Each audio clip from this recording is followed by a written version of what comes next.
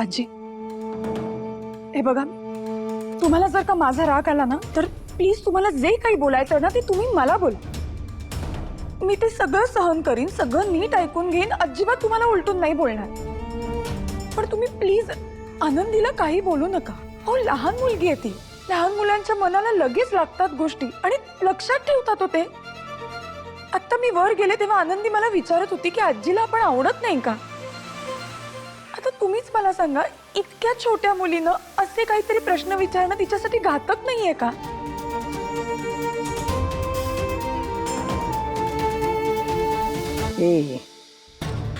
हे जे तू अक्कल पाजवतेस ना, ती आता माझ्यासमोर पाजळायची नाही. आणि तुझ्या त्या बेवारस पोरीला काय वाटतं काय नाही याचा मला विचार करायची पण गरज नाही. तुझ्यामुळं आमच्या घराचं जेवढं नुकसान झालंय तेवढं पुरे आहे. मला तर असं वाटतंय आमचा सिद्धू तर आता घरात नाहीये, तेव्हा तू तर कशाला राहतेस इथं बाई? तू स्वतः जा आणि तुझ्या बरोबर त्या तुझ्या पोरीलाही घेऊन जा. आल्या का आता जाऊबाई वठणीवर? याचीच तर वाट बघत होते की भावना. आता तुझा खेळ संपला. मी का जाऊ? मी कुठेही जाणार नाही. मी या घरात सून म्हणून आली आहे. हे सिद्धिराजचं पण घर आहे आणि आता सिद्धिराज इथे नसले ना तरी सुद्धा हे घर त्यांचंच आहे. आणि मी माझ्या नवऱ्याचं घर सोडून कुठेही जाणार नाही. आपण आता ह्या सगळ्यावर का बोलतोय? त्यापेक्षा सिद्धिराजना घरी परत कसं आणता येईल यावर चर्चा करूया का आपण? बस. हे तुझ्या सुपीट डोक्यातले महान थोर विचार तू कोर्टात मांडलेच आहेस. आता आमच्या सिद्धूचं काय करायचं ते आमचं आम्ही बघून घेऊ. तू जास्त अक्कल शिकवण्याची गरज नाही मला, समजलं? आली माझ्या सिद्धूचं हित बघायला.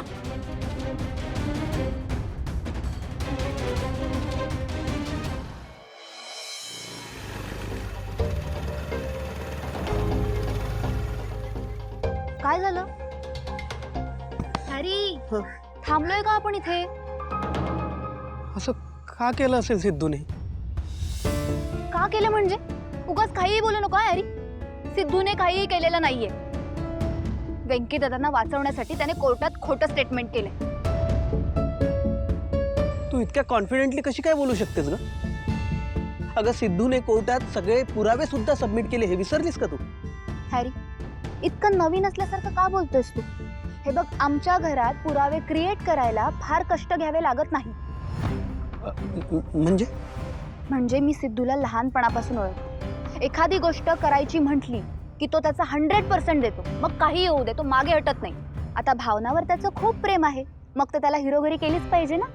म्हणून निव्वळ तिच्या भावाला वाचवण्यासाठी त्याने कोर्टात खोटी साक्ष दिली. माझंच चुकलं.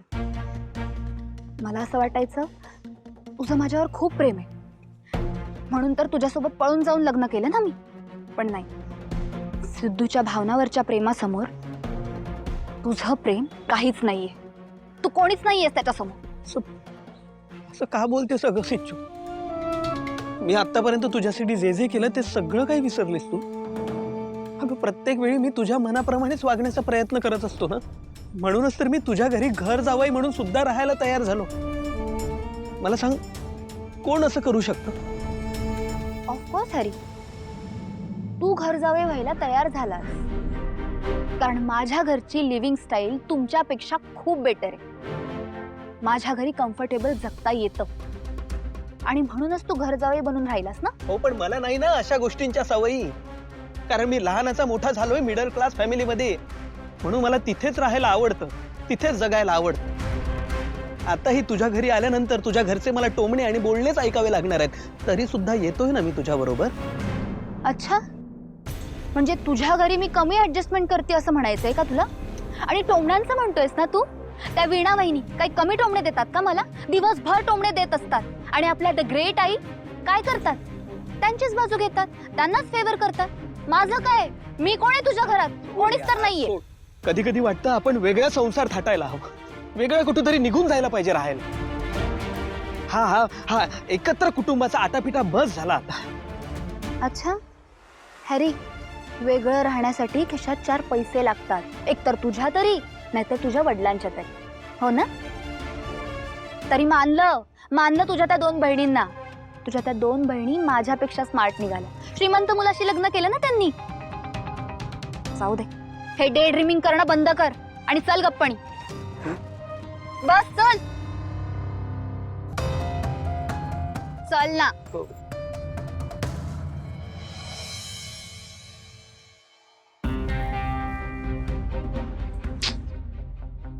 श्याम, टेन्शन आलंय ग मला. कुणाशी काय बोलावं काहीच कळत नाही. तुझ्याशी बोलते पण कुणाला काही सांगू नकोस. काय झालंय? अगं तनू, तू बोललीस तिच्याशी? तिला विचारलंस का ती काय करत होती कोर्टात? विचारलं ग, पण काहीच सांगत नाहीये ती. असेल काहीतरी छोटं मोठं काम. मग आजकालच्या मुलांना ना कुठल्या गोष्टीचा सिरियसनेसच नाहीये. मला सांग, तनूने आपल्याला काय सांगितलंय? तिचं कोणीच नाहीये. मग ती कोर्टात काय करत असणार आहे? काही तू. हे बघ काकू, असंही असूच शकतं की तुला निव्वळ भास झालाय, किंवा ती जवळ आसपास कुठेतरी इतर कुणाला भेटायला गेली असेल. नाही, माझं मन मला सांगतंय काहीतरी मोठी गडबड आहे. सई, तनूचा नवरा क्रिमिनल असेल का ग? म्हणजे बघ, तनूनं त्याच्यावर केस ठोकली असेल आणि म्हणून तिला आपल्या घरात लपून राहावं लागते. तू पाहिलंस ना कशी सावधगिरीने वागते ती. तिचा नवरा ना अट्टल गुन्हेगार असणार आहे. पण छे बाई, ही किती गुणी मुलगी आहे ग. कशी त्याच्या जाळ्यात अडकली असेल. काकू रिलॅक्स, तू ना राईचा पर्वत करतेस. एवढं टेन्शन घ्यायचं काहीच कारण नाहीये. मला वाटतं थोड्या दिवसात तीच स्वतःहून ओपन अप होईल आणि आपल्याला जे काय असेल ते सांगेल. आणि काय ग, काय कोर्टात जाणारी प्रत्येक व्यक्ती गुन्हेगारच असते का? आता आपला